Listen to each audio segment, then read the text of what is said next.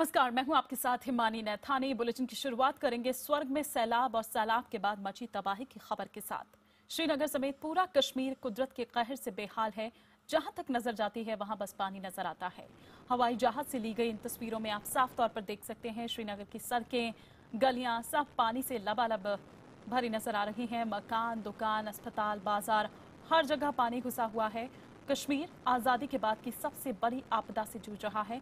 लाखों लोग बाढ़ की चपेट में हैं, जो अब भी बाढ़ पीड़ित इलाकों में फंसे हुए हैं। सेना, वायुसेना और एनडीआरएफ के जवान उन्हें लगातार सुरक्षित जगहों पर पहुंचा रहे हैं। अब तक करीब 50,000 लोगों को सुरक्षित स्थानों पर पहुंचा दिया गया है। श्रीनगर के कई इलाकों में बाढ़ के पानी का स्तर धीरे धीरे अब कम हो रहा है। सरकार और प्रशासन के सामने अब सबसे बड़ी चुनौती बाढ़ के बाद पैदा होने वाले हालात से निपटने की है। उधमपुर में एक बार फिर से भारी बारिश हो रही है, जिसकी वजह से राहत कार्य रुक गया है।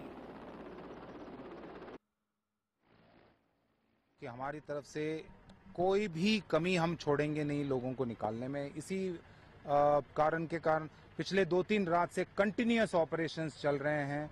AN-32s, C-130 आया था कल रात को, और भी सॉर्टीज हो रही हैं, हेलीकॉप्टर्स जा रहे हैं। और जो हमारे हैं 61 हेलीकॉप्टर्स तो श्रीनगर के आसपास ही उड़ रहे हैं, करीब करीब जम्मू को मिला के। हमारे यहाँ जम्मू में श्रीनगर से अब तक 475 लोग हम ले आ चुके हैं। आप कितनी देर से यहाँ पे बैठे हो? 2 आवर्स। अब इतनी देर से क्या कर रहे हो बैठ के? कहाँ से आए हो आप? दिल्ली से। दिल्ली। अच्छा, कितने हेलीकॉप्टर देखे आपने अभी? 10 नहीं। हाँ। 4 देखे। घर जाना है जल्दी? बहुत जल्दी जाना। हम यहाँ पे घूमने आए थे। 3 तारीख को मैं आया था अपनी फैमिली के साथ। मेरे मदर फादर, मेरी वाइफ, 2 बच्चे, मेरी सिस्टर इन लॉ, उनकी एक बेटी। हमने एक दिन हम यहाँ पे रुके हैं, उसके बाद से सारा फ्लडिंग स्टार्ट हो गया। सारे कनेक्शंस टूट गए, सब जगह फ्लड आ गया और यहाँ से हम किसी से बात नहीं कर पा रहे। बिल्कुल हम टोटली कट हैं। आज मैं इतने पानी में अपने बच्चे को कंधे से बिठा के अपने खयाम चौक पे होटल पे जहाँ पे हम ठहरे हुए थे वहाँ से निकाल के लाया हूँ। 3 किलोमीटर पैदल चले हम, तब हम यहाँ पर पहुँचे। सेना और वायुसेना के जवान बाढ़ पीड़ित इलाकों में फंसे लोगों को लगातार सुरक्षित स्थानों तक पहुंचा रहे हैं। परेशान लोग हेलीकॉप्टर को देखते ही दौड़ पड़ रहे हैं। हालांकि वायुसेना का यह कहना है कि वो पहले महिलाओं और बच्चों को सुरक्षित स्थान पर पहुंचा दें।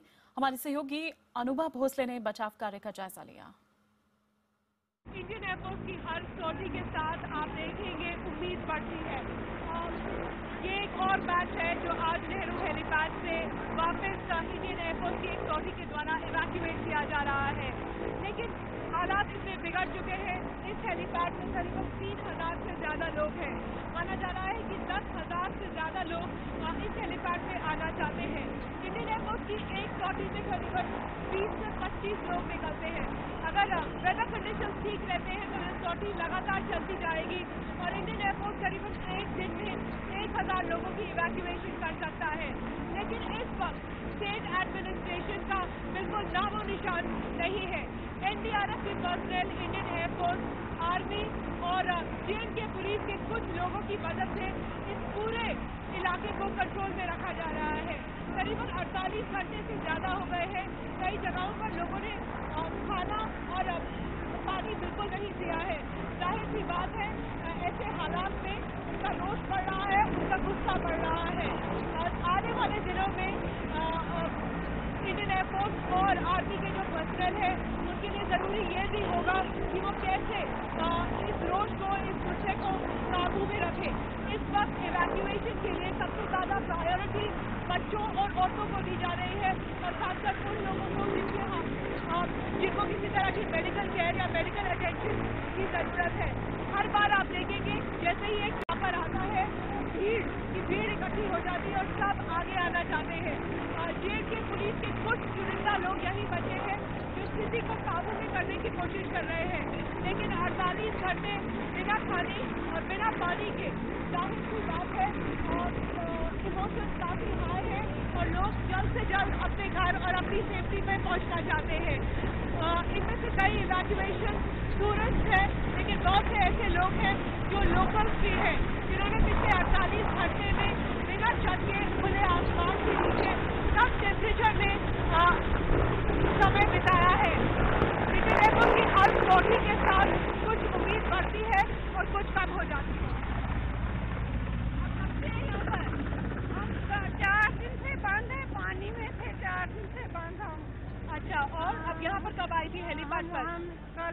सुबह सवेरे 7 बजे। अच्छा, अब तो आपको इवैक्यूएट किया जा रहा है, अब आप ठीक है? हाँ जी हाँ जी, शुगर पेशेंट है, बीमार है। शुगर पेशेंट है, बीमार है। आपने कुछ खाया? कुछ नहीं, 4 दिन से भूखे हैं हम।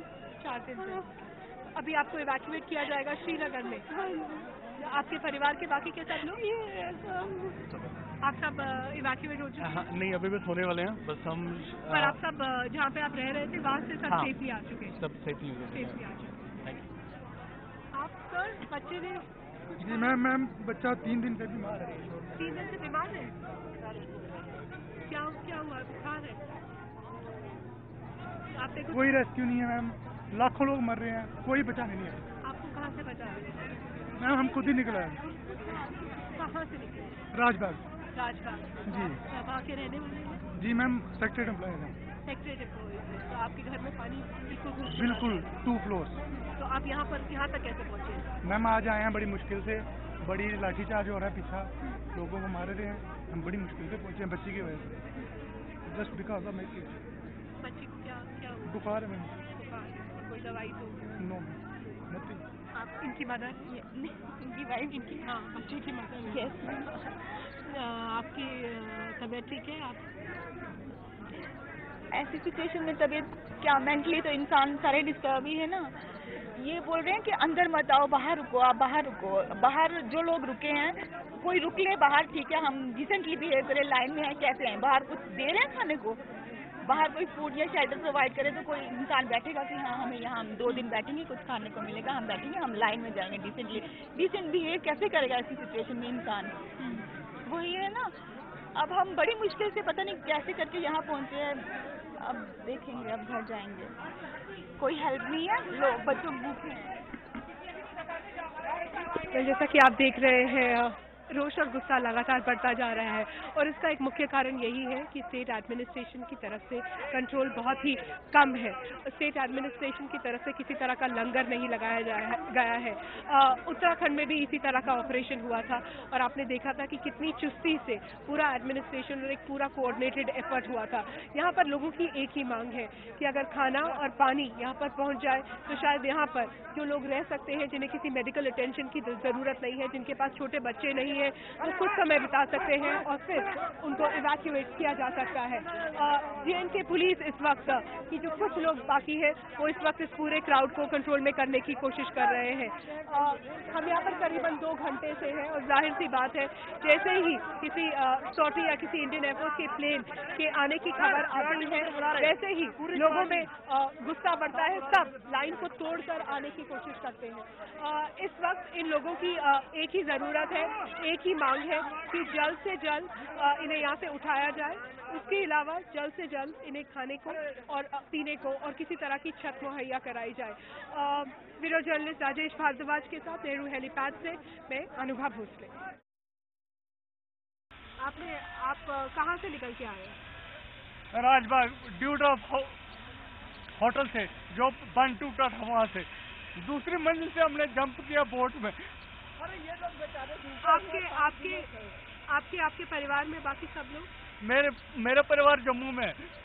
मेरे ऑफिसरों को, मेरे कुलीग्स को कुछ मेरे बारे में पता नहीं, ना मैं उनके बारे में जानता हूँ। आप यहाँ पर कब से हैं? यहाँ कल एंट्री मारी थी, कल से अभी तक यहाँ है। खाने पीने पानी के बगैर यहाँ पानी की सुविधा भी नहीं है। सेब तोड़ के खा रहे थे, उस पर भी मना कर रहे हैं। यहाँ गेट के पास सेब है, उस पर भी मना कर रहे हैं। ये प्रशासन बड़ा अच्छा चला रहे हैं। आपने कहा था जब आप निकल के आए थे आपकी किसी से संपर्क हुआ था, गवर्नर साहब से? जी हम बहुत सारे बंदे आए थे गवर्नर साहब से मिलने। फिर श्यामलाल शर्मा जी आए, उन्होंने ये सुविधा हमें दी। यहाँ पहले कोई सुविधा नहीं, लेकिन इसका हमें कोई लाभ नहीं हो रहा है, कोई लाभ नहीं हो रहा। बाहर से होटलों से टूरिस्ट ला रहे हैं, वही जा रहे हैं, हमें सिर्फ बोल रहे हैं 2 लेने बनाओ, 4 लेने बनाओ, यही हो रहा है। उधर से डंडा दिखाते हैं, फिर बैग, फिर वहां से बेचते हैं, फिर यहाँ पर यही होगा। 5-7 दिन यही होगा, जब तक 4-5 आदमी मरेंगे नहीं तब तक कुछ नहीं होगा। यहाँ होगा जब खाली यहाँ पानी तक नहीं मिल रहा, क्या होगा यहाँ? आप मुझे एक नलका दिखाओ जहाँ से पानी लोगों को मिले पीने के लिए। तो जरा सोचिए कि क्या गुजरती होगी जब एक पल में किसी की जिंदगी भर की कमाई लुट जाए, तिनका तिनका जोड़कर आपने जो आशियाना बनाया हो वो यूं ही तहस नहस हो जाए और सारी उम्मीद खत्म होती नजर आए। ऐसे ही एक परिवार से बात की हमारे संवाददाता ज्योति कमल ने, जो कि इस तबाही के बाद बेहद मायूस हो गया है। उस दिन पानी जो आया इतनी जल्दी आया कि आप लोगों को एकदम ही निकलना पड़ा। आपके पास क्या बचा है अभी? कुछ भी आज तो कुछ भी नहीं बचा। मैंने जो 8-9 साल में मैंने वेल्डिंग का काम करता था, जो कमाया था, जो बनाया था, वो सब कुछ बच्चों की वर्दी और कपड़े बैग भी निकल सके। बस। आप अपने घर जाना चाहते हो वापस? घर को क्या हुआ? घर चला गया। घर चला गया? क्यों? क्या हुआ? क्या हुआ था? पानी ने करा दिया। पानी ने करा दिया? बच्चे कहते हैं कि वापस घर पे जाना है, लेकिन घर कहाँ पे है अब तो कोई पता नहीं हम कहाँ जाएंगे, क्या कोई समझ नहीं आती हम कहाँ जाएंगे। घर था जो बनाया था अपनी मेहनत से, अपने हाथों से बनाया था, वो तो सब कुछ खत्म हो गया। अब बच्चे घर बोलते जाना है तो किस घर में जाएंगे, कोई समझ नहीं आ रही कहाँ जाएंगे। ये बच्चे दर बदर है, बच्चों की किताबें, बच्चे बैट मांग रहे हैं, बैट लाया हुआ था, बाल मांग रहे हैं। अब किसको मांगे? बाप तो इस हाल में है। क्या मांग रहे हो आप मम्मा पापा से?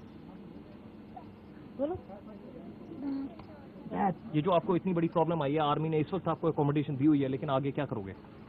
बस टांग ठीक हो जाए, मजदूरी करूंगा, भीख मांगूंगा, वक्त पास करूंगा, और क्या होगा ये भी पता नहीं हो या ना हो।